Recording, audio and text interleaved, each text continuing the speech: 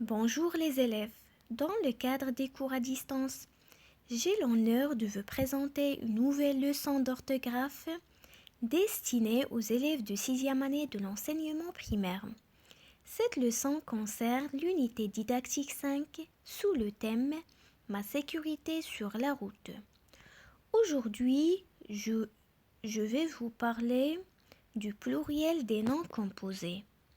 L'objectif de la leçon, c'est d'écrire correctement les noms composés au pluriel. On commence par les phrases suivantes. Au rond-point, les voitures roulent lentement. Pour avoir les mains libres, elles ont placé leurs affaires sur les porte-bagages. Première question. Où les voitures roulent-elles lentement? Les voitures roulent lentement au rond-point. Deuxième question. Où ont-elles placé leurs affaires? Elles ont placé leurs affaires sur les porte-bagages. Troisième question. Quels sont les mots qui t'ont permis de répondre? Les mots sont rond-point et porte-bagages. Quatrième question. Comment appelle-t-on ces mots? Alors, on remarque que ces mots sont composés de deux mots. Alors, on les appelle les noms composés. Ce sont des noms composés parce qu'ils sont composés de deux mots. Cinquième question. Sont-ils au singulier ou au pluriel?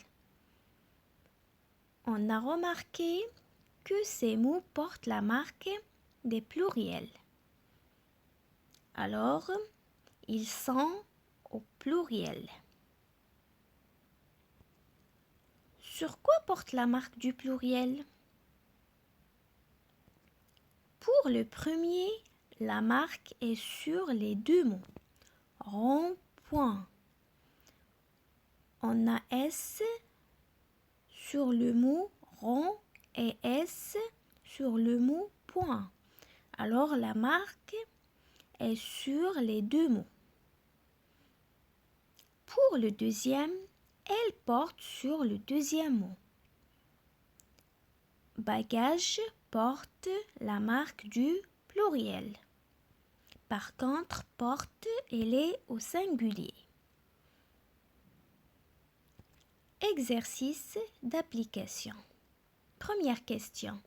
Classe les mots composés selon le tableau suivant. On va classer ces mots: la vitre, porte-clés, coffre-fort, timbre-poste, grand-mère, rond-point. Ce sont des noms composés. On va les classer dans le tableau suivant. Le tableau est composé de deux colonnes. Dans la première colonne, on va présenter les noms composés au singulier. Et dans la deuxième colonne, on va présenter les noms composés au pluriel. La vitre, c'est un nom composé au pluriel parce que le deuxième mot porte la marque du pluriel. Porte-clés, c'est un nom composé au singulier. Coffre-fort, c'est un nom composé au pluriel. La marque du pluriel sur les deux mots. Timbre-poste, la marque du pluriel porte sur le premier mot. Alors c'est un nom composé au pluriel. Grand-mère, c'est un nom composé singulier. On n'a pas la marque du pluriel. Rond-point, c'est un nom composé aussi singulier. Deuxième question. Relève dans le tableau les noms composés au pluriel formés avec un nom et un adjectif. On a coffre-fort. Coffre, c'est un nom. Fort, c'est un adjectif. On remarque que la marque de pluriel porte sur les deux mots, sur le nom et sur l'adjectif. Deuxièmement, un verbe et un nom. On a le nom composé lave-vitre. Alors lave, il porte pas la marque du pluriel, c'est un verbe. Par contre, le nom vitre porte la marque du pluriel. Un nom et un nom. Timbre, poste. On remarque que seulement le premier mot qui porte la marque du pluriel. Alors, qu'est-ce qu'on peut constater? Lorsqu'on a un nom composé d'un nom et d'un adjectif, le nom et l'adjectif portent la marque du pluriel. Par contre, lorsqu'on a un verbe et un nom, le verbe ne porte pas la marque du pluriel. Et lorsqu'on a deux noms, on remarque que seulement le premier mot qui porte la marque du pluriel. Alors, c'est quoi le nom composé?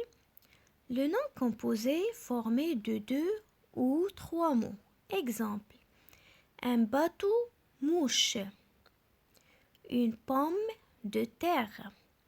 Un bateau mouche est formé de 2 mots, bateau et mouche. Une pomme de terre est formée de 3 mots, pomme, de et terre. Seul l'adjectif et le nom peuvent prendre la marque du pluriel. Alors, pour transformer les noms composés au pluriel, seuls les adjectifs et les noms prendre la marque du pluriel, peuvent prendre la marque du pluriel ou bien prennent la marque du pluriel. Par contre, les autres éléments, verbe, adverbe, préposition, restent invariables, c'est-à-dire ils ne portent pas la marque du pluriel. Lorsque le nom composé, lorsque le nom composé est formé de 2 noms unis par une préposition, souvent seul le premier nom s'accorde. Exemple, on a un nom composé de 2 noms. Pied, biche. Pied, c'est un nom. Biche, c'est un nom. Mais ces 2 noms unis par une préposition de. Alors, souvent, seul le premier nom s'accorde. On ajoute la marque du pluriel seulement pour le premier mot. La même chose pour le nom composé des arcs-en-ciel. Arc, c'est un nom. Ciel, c'est un nom. Ils sont unis par une préposition en. Alors, au pluriel, on ajoute S seulement pour le premier nom. Alors, pour former le pluriel d'un nom composé, il faut identifier la nature de chacun de leurs éléments. Parce qu'on a dit que seulement l'adjectif et les noms qui portent toujours la marque du pluriel. Par contre, les verbes, les adverbes et les prépositions sont toujours invariables. Des exemples, nom plus nom. Un chou-fleur. Alors les 2 noms portent la marque du pluriel, des choux-fleurs. Adjectif plus nom. On a toujours l'adjectif, il porte la marque du pluriel et le nom aussi.